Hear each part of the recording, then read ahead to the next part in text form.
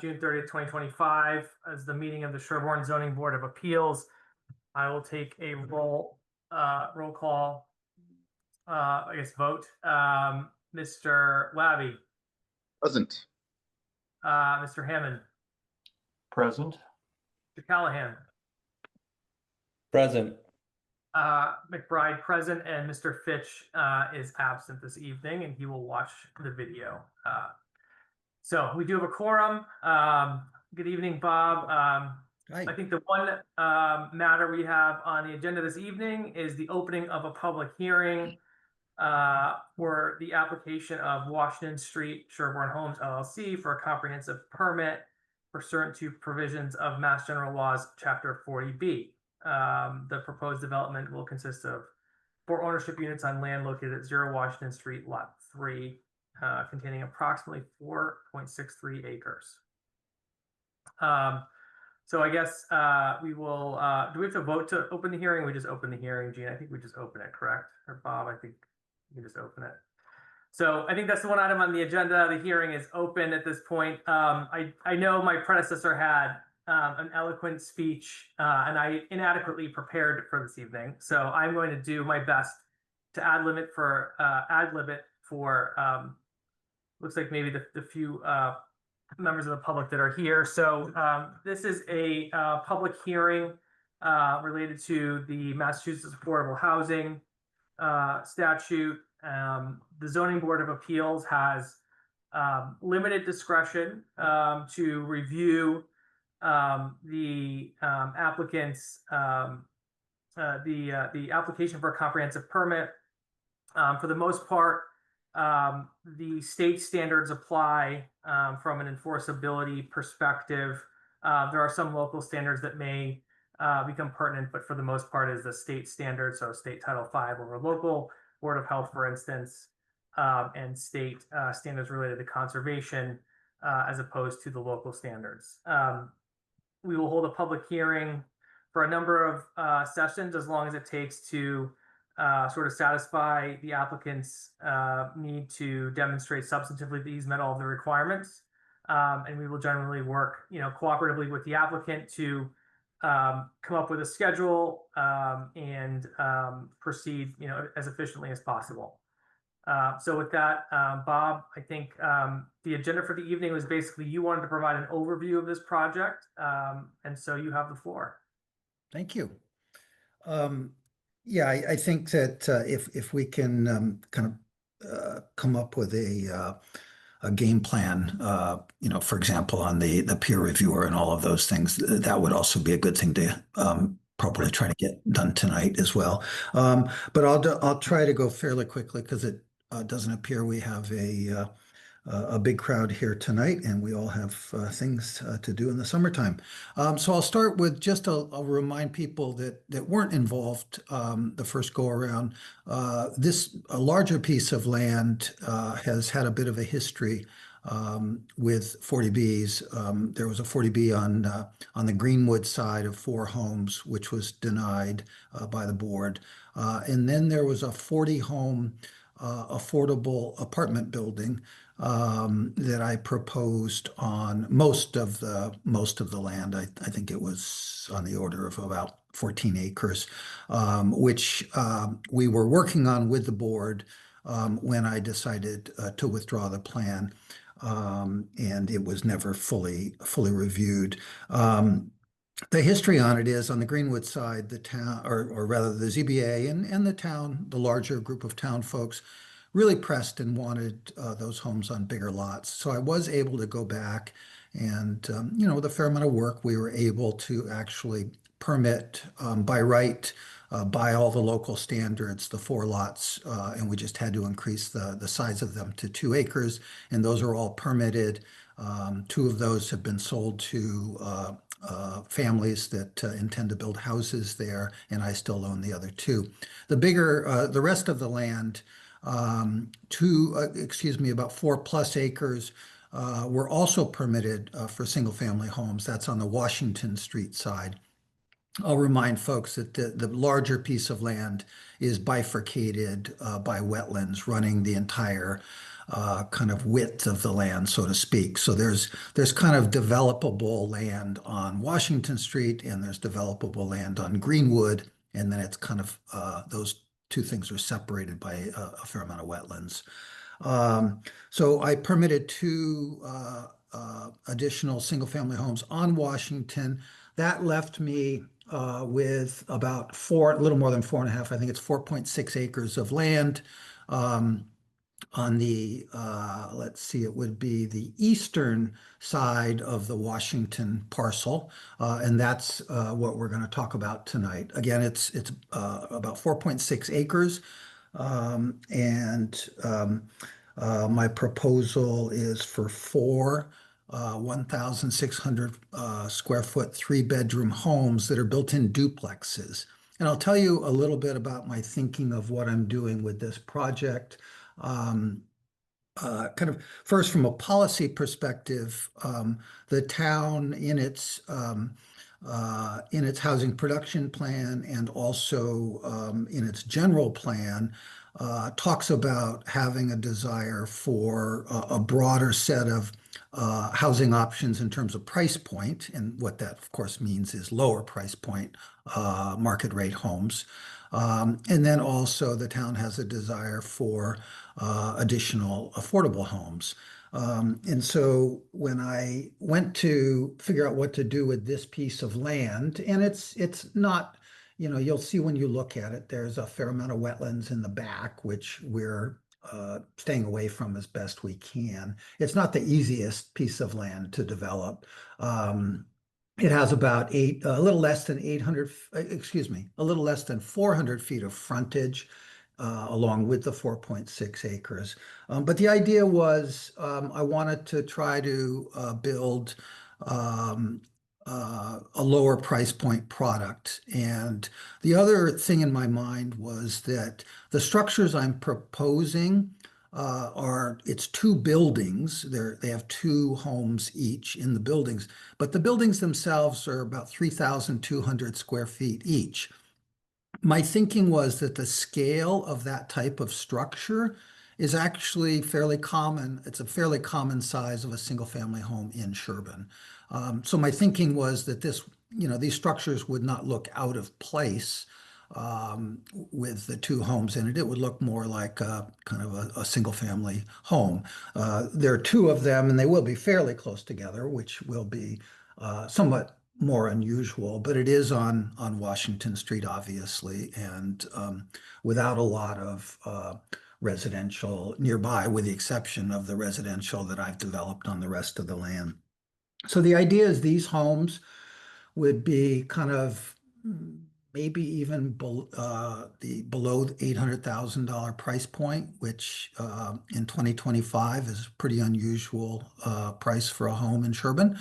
So the idea is to come in with lower price point homes on three of them, and one of them, as I think most of you know, under Chapter 40B will be affordable, and that home will sell for just over $300,000 by, that's set by the state. Let's see. So any questions on what I've said so far? I'll just take a breath. I have some more to talk about, but are there any questions on kind of the public policy thinking and kind of the history and why I'm doing what I'm doing? Not for me. I don't know if the other board members have anything. No? Okay.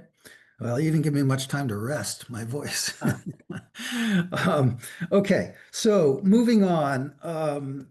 Let's see. One of the things I want to point out, actually, and it's also sort of a public policy point as well, and that is that the town voted to put in place a few years ago at town meeting a new way of creating a subdivision. And in fact, the town created what's called a by right open space subdivision law, and that takes the place of the traditional subdivision law.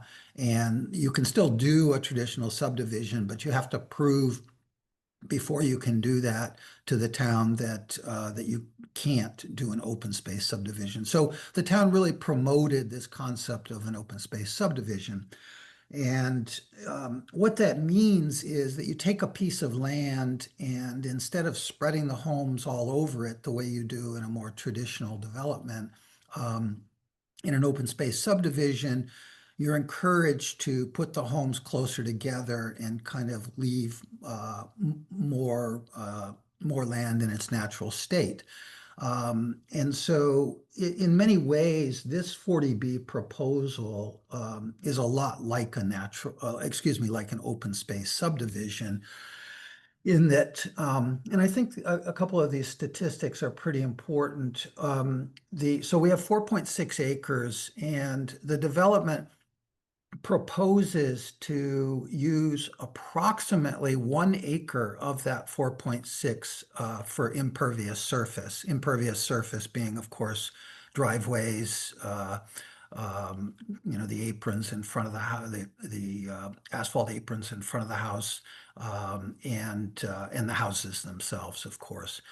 So it's less than an acre of well, and there's no impervious land on impervious area on the land now, and we would take the 4.6 acres, and just a little less than an acre would become impervious. There'd be another little less than an acre of lawn and kind of cleared land, so it's not left in its natural state. And then all of the land kind of surrounding that will be left in its natural state. So in some ways, and the land kind of lent itself to that type of approach. I don't want to take full credit for doing it that way. The land kind of wanted it to be done that way. And so that's what we've designed. Bob, do you have a way Um, I can put up on screen that might be helpful if that's possible? Sure, that'd be great. Jeannie, can you put up the site plan? Thank you. It gives you a moment to catch your breath, Bob.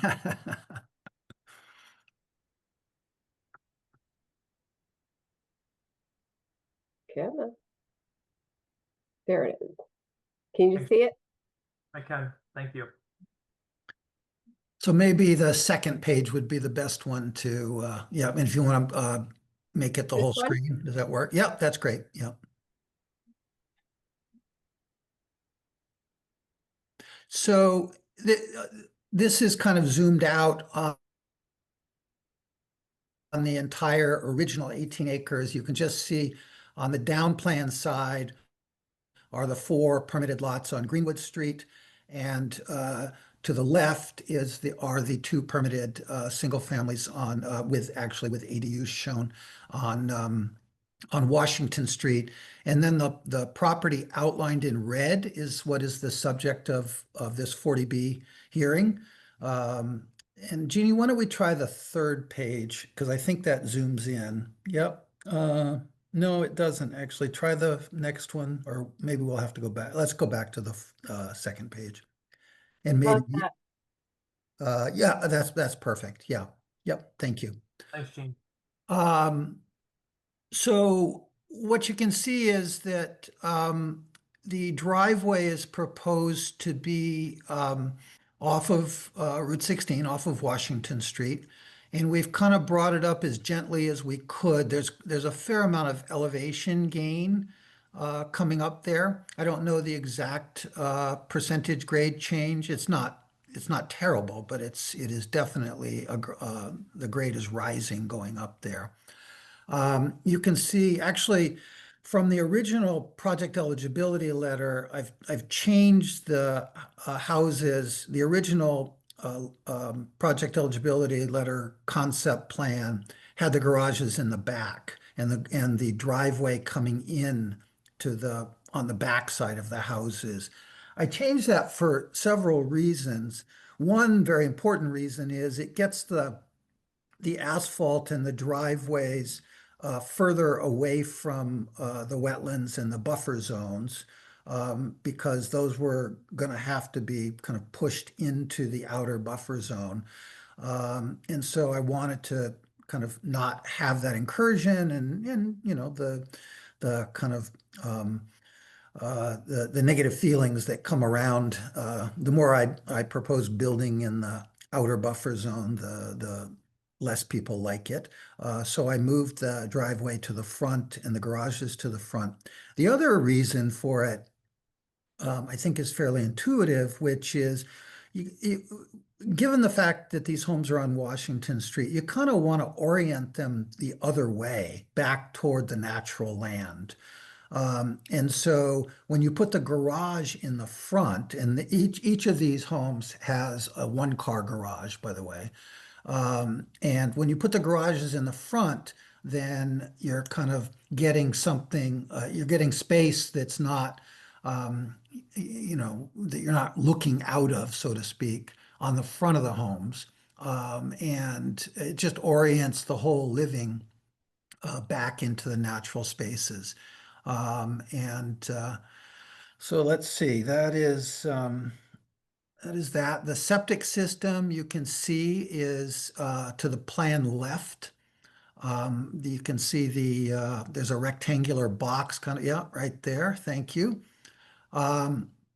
And the septic system has a Title V permit issued by the Board of Health. I took a little different approach with this 40B than with some of the others, where kind of we've done the Title V review at the same time as the comprehensive permit review, which is what we're doing now. So I took the opportunity to go ahead and put the septic system under Title V only rules in front of the Board of Health. We worked hard at that with them, and we went back and we did some more testing at their request. And we now have an approved Title V septic system for 12 bedrooms, which will feed, and it's a very simple, traditional septic system, very similar to the septic systems many of us have here in town.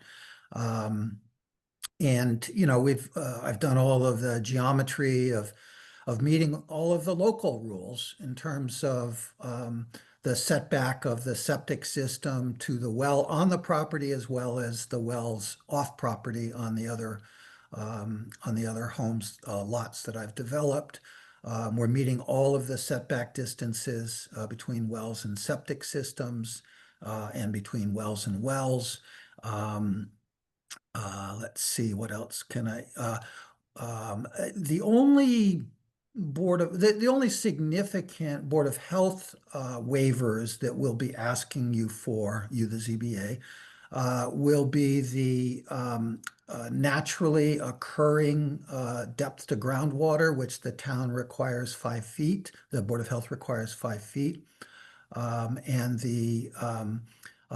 then the depth to groundwater, once it's been raised and built, Title V requires 4 feet, and the town requires 5 feet. So we do need waivers from those two issues, which is not terribly unusual in Sherborn. In fact, I've done a little bit of data analysis and research, and that data has shown that that particular rule, the 5 feet of naturally occurring space between the surface and the seasonal high groundwater, 93% of the existing homes in Sherborn don't meet that rule. And only 7% of the homes actually have that naturally occurring 5 feet. So it's a pretty rigorous rule. Let's see, and then with regard to other waivers we're going to need, and I did submit a draft list of the waivers for the ZBA for your review. We tend to finalize that once we get toward the end. But what I'll call the significant waivers, and I'm not even really aware of insignificant waivers. The significant waivers are the two I just mentioned from the Board of Health about the naturally occurring depth to groundwater, and then the actual depth to groundwater once it's been built up. The other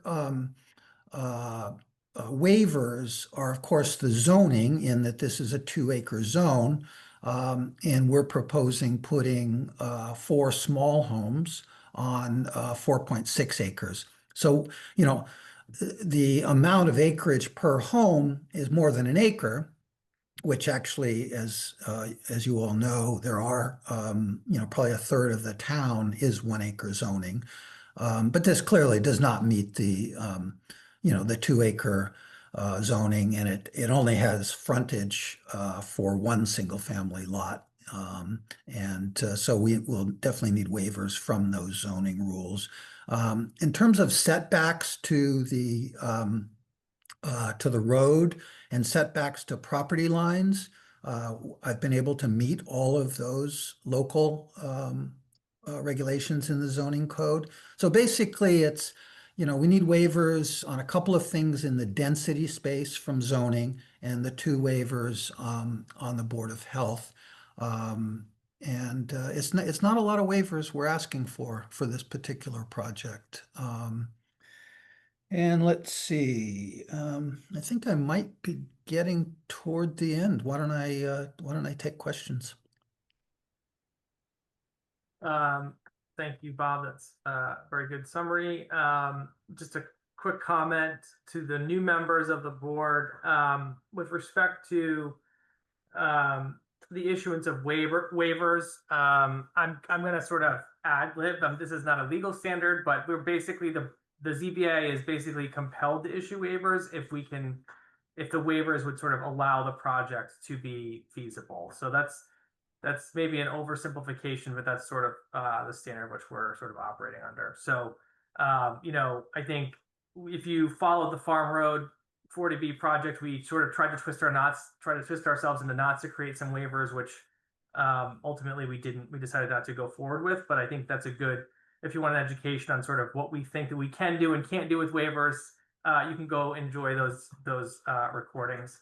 There's a whole lot of case law for you lawyers out there. So anyway, One other thing, Zach, sorry to interrupt. Just one other thing I didn't mention, which I'll kind of say because it's more directed at you, the ZBA, and that is, you know, I've been through a bunch of these now, and I've kind of had, you know, I had the last one, we've finally had success, which was great, and I'm grateful. But I learned a lot from, you know, what you about the successes and frankly the failures, about what you like and what you don't like.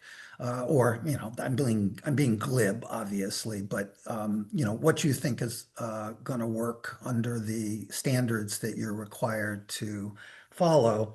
And, you know, I've learned about what you think is going to work under those standards and what you don't think is going to work.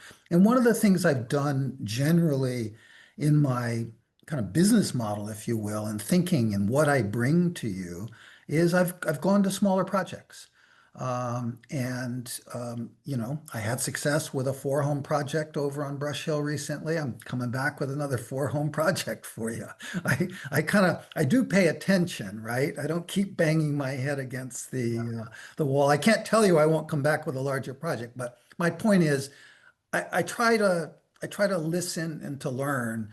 I don't always agree with the ZBA, as we all know, but that's okay. no, and I will just sort of comment Everybody has a on, different view here. I will comment on that. Yeah, Bob, I would say, you know, I think it's been a learning experience for both of us. I do appreciate that you've pivoted and adjusted. I think that, you know, the scale of the projects being what you're sort of getting at makes it easier for us to make those decisions, and just presents less gray, which is of course an area where we would err on the side of caution. So with that, did the board members have any questions for the applicant, or we should call him Bob because we're trying to be friendly here. So Bob, the applicant, does anyone have any questions for him about the process or the project?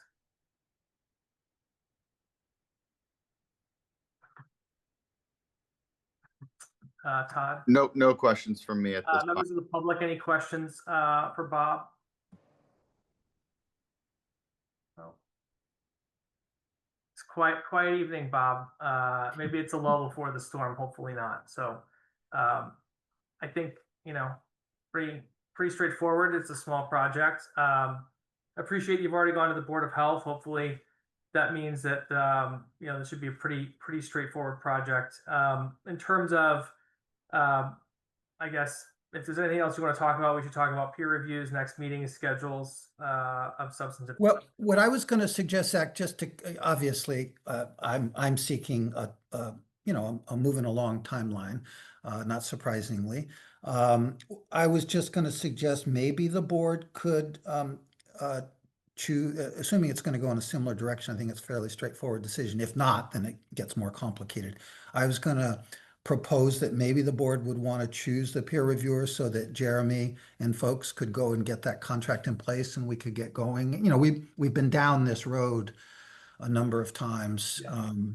I can tell you that an engineer similar actually to Tetra Tech, called Stantec. They have similar names even. Stantec is being used by the town to represent the Board of Health on my projects, starting in the fall of last year. So Stantec has reviewed a number of my, not, they did review it for Brush Hill, which was a comprehensive permit, but also for my by right projects in town. And they do a really nice job. They're very articulate. And they have reviewed this project for the Board of Health. I don't know that you'd want to use the same. That might not be what you'd want to do, but I certainly would say that Tetra Tech I've respected, and I think you have as well. And I'd be more than happy to work with Tetra Tech again if that pleased the board. Yeah, I would say, I think for this project and Stantec's work speaks for itself. I think, from a budgetary perspective, I can see just going with them and not hiring a peer reviewer. But I think from a process standpoint, it's probably best as long as you're okay with, hopefully it's not too much money, given the size of the project. So, Yep. I think it'd be best to just cross, sort of check that box. So, Agreed. I would recommend, we would go with Tetra Tech as long as you're not objecting to that. And hopefully, again, small project, it should be fairly straightforward. So, Yeah. Todd, any objections?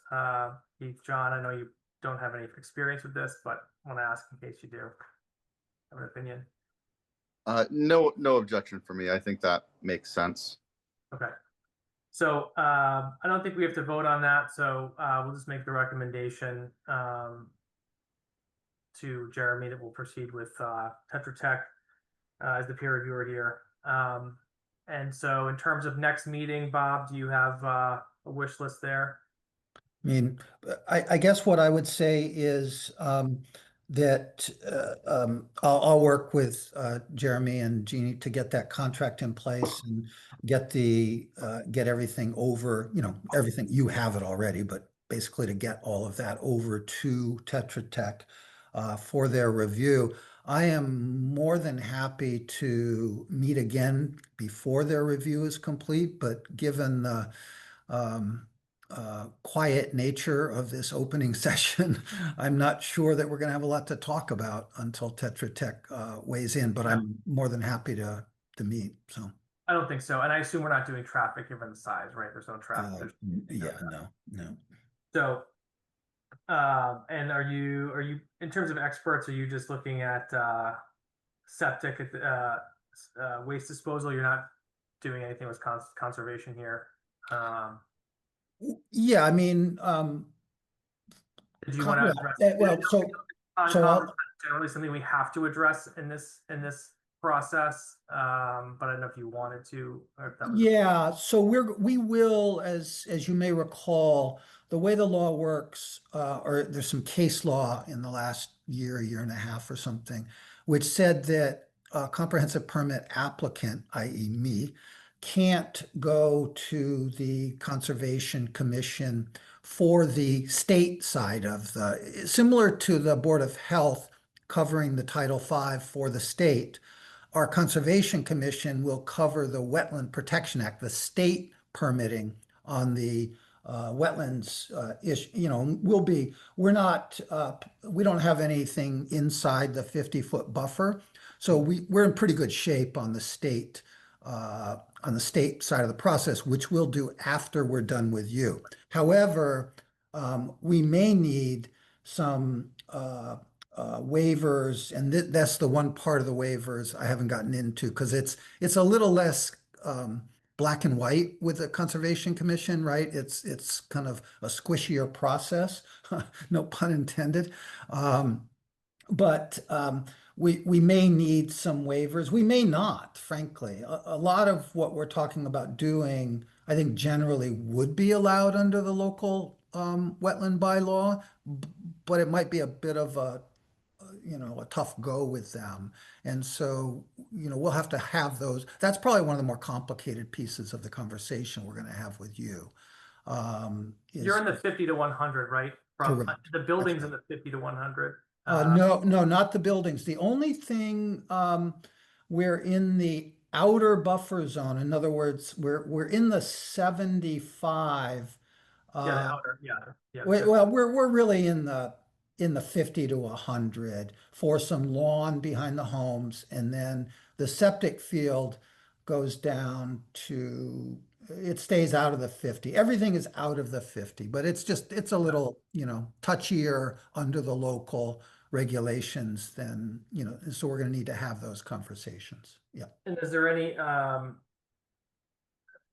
potential offset or rehabilitation areas to offset some of the disturbance zones, or is that not just, I mean, just sort of getting ahead of ourselves, I guess, in question wise? Yeah, so the word they use is mitigation, and it's basically planting. There's not really any area because the entire area. Oftentimes, mitigation will be if you have something and the wetlands have been kind of trashed, you can kind of bring them back. But we're dealing with all natural. And like I said, I don't think it's going to be terribly, terribly complicated, but we are going to have to have that conversation. Oh, there's one other thing, speaking of conservation, that I didn't mention. And Jeannie, if it's easy, could you bring that plan back up again? And it has to do with, there's a really nice trail on the property. It's called the Bailey Trail, and it runs from the Greenwood side of the property, and you can see it on the right. It comes onto the land from Greenwood Street and kind of meanders across the property. The reason I'm bringing it up right now is that the Board of Health asked us, they didn't like the fact that the septic system was going to be, that the path as it's drawn today crosses over the corner of the septic system, if you can see that, Zach. Mhm. And so they asked us to move that path so that it doesn't go across the new septic system. It goes right along the property line. So you can see we've adjusted that path. The nice thing is actually that land is fairly cleared already. So it's a very easy thing to do. It also, from a legal perspective, there's a ton of case law out there that says that someone that owns land and there's a trail easement, as in this case, there's a lot of case law that says that I have the right to move the trail. So I don't think that's going to be a significant issue. But I know that, people care deeply about that trail, and I love the trail. It's a great trail, and more than happy to have it on the property and to keep it. And we've kind of put it in a place where, it's close to the septic system, but it's not like that trail, either the new or old location of it shown in this plan is very close to a building. It is now developed property, but that is the case. But it's so that slight movement of the trail, I wanted to point out to the board, but I don't see it as a significant controversy because practically speaking, it's not gonna, make the trail a less pleasant experience than it would otherwise be. Thank you, Bob, for that overview. Any other questions before we talk about, I guess, next meeting? Okay. Zach, one thing we could do is you could let me run with it and get Tetra Tech going, and then Tetra Tech gives us a date that they'll have something and then We have to- schedule. The only problem is we have to motion to continue this to a certain date, so. Right. Well, do you So, want to pick a date in 2 or Yeah, 3 we'll just pick weeks it, or we may just something? have to perfunctory, like, show up and move to continue it again. Yeah, yeah. So why don't we give folks, I mean, what do you think, 6 weeks? Do you think that's a good amount of time in the summer? I would say, why don't we say 4? I think there's a chance we could be ready in 4. So if you don't Okay. object, just to kind of, because otherwise we can't go back, we can't pull it, Right. back, you know? Agreed, yeah, let me just look at my calendar here. So it's essentially July 1st, so you want to go to, End of July or 1st of August?